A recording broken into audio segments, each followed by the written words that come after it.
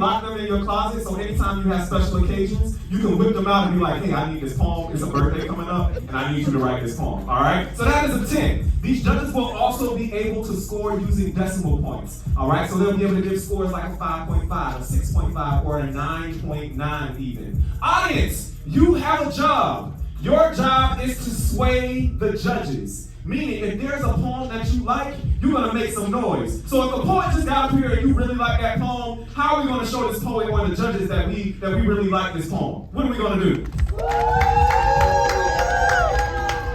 I don't feel like, did y'all feel like they like that poem? I feel like that was a whack poem. Like this was a 10, y'all. This poet deserves a 10. So what are we going to do to let the judges know that this poet deserves a 10?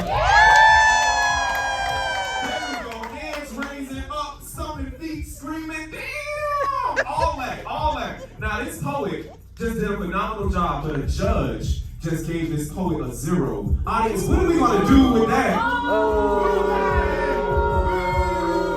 I feel like we can give him even more. Like, let's try this boo one more time. They just gave this great, awesome poet a 0. What are we gonna do to that judge? Yes, so we do need the paper balls and everything to throw in the judges. Judges, if your car gets keyed or your tires get punctured after tonight, the Savannah Culture Arts Center is not liable for any of that. So please keep that in mind as you are scoring our poets. All right. So are y'all ready to have a good time tonight? Yeah. All right.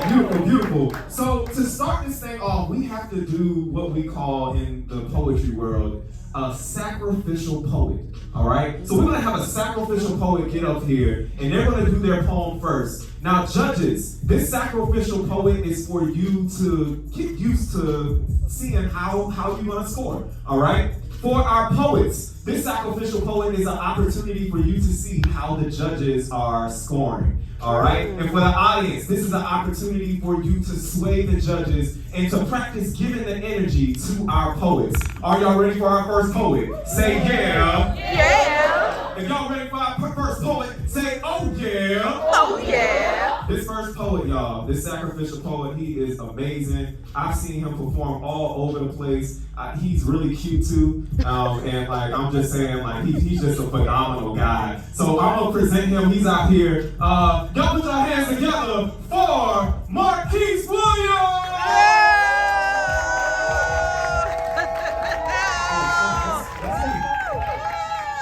I didn't even know I was performing today.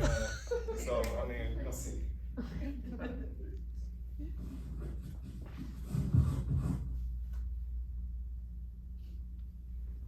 I was never the type to fit in. I was about 13 with dreams of speaking to the masses, but I told my mama I wanted to be a fisherman.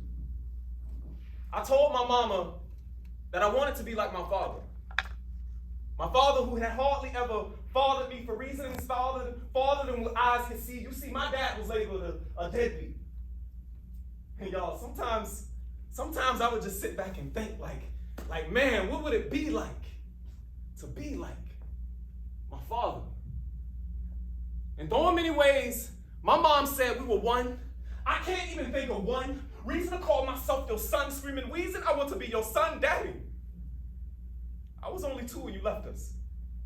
And I could only imagine my mom's reaction to that package she received from your other means of satisfaction. You left 2 unnerved seas thirsty, lacking water, so my mom cried tears, filling buckets of salty water, the reason that every time I hear the word father, I get remembrance of how my mom feels, and my greatest fear is somebody replacing you, daddy.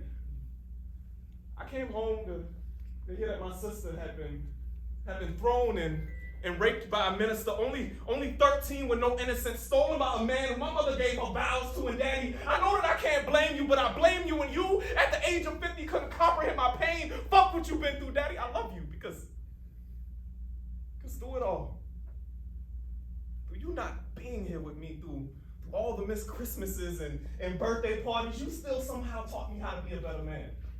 You taught me how to hold, protect, and love when given the privilege of a lovely woman's hand. And I stand before you today to say that I have made it because of you. My words are not jaded but heard, sensational and pure. The cure to my yesterdays and tomorrows and days. I never got the chance to tell you how I really feel, so I just talk to y'all.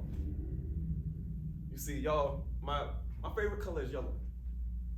because it reminds me of a brighter tomorrow, and my favorite food is Cajun, reminding me to spice up every occasion, and occasionally, just occasionally, I want to be loved by my Father, who hardly ever fathered me for reasonings farther than what eyes can see, for reasonings farther than what arms can reach. But Daddy, I love you, even though you're not here with me. Sincerely, your son, Marquice.